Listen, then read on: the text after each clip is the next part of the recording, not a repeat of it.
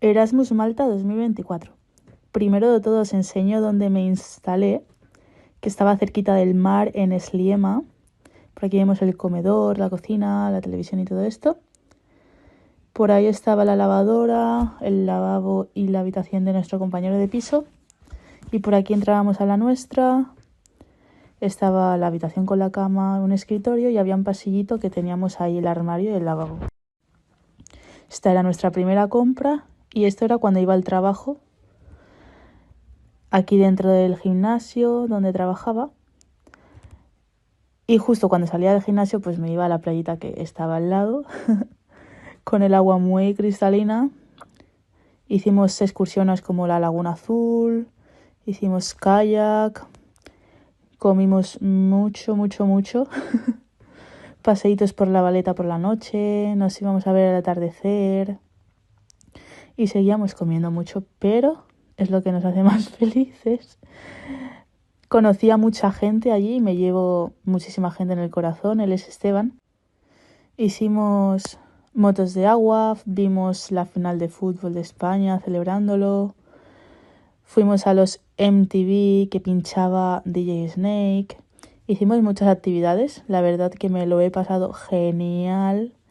Y la verdad que me llevo muchas cosas. Pero lo que más me llevo son las personas que he conocido allí.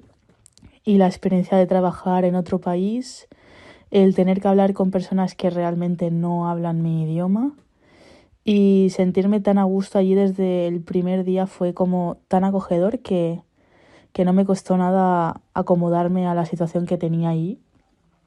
Y pues aquí podéis ver que me encanta entrenar y pues entrenaba en el gimnasio donde trabajaba, donde hacía las prácticas, que era un día que vimos los fuegos artificiales, entrenando. Y justo fuera del gimnasio teníamos la Valeta, que era súper bonita, encendida por la noche. También hice una amiga que le encantaba bailar zumba y a veces quedábamos para bailar.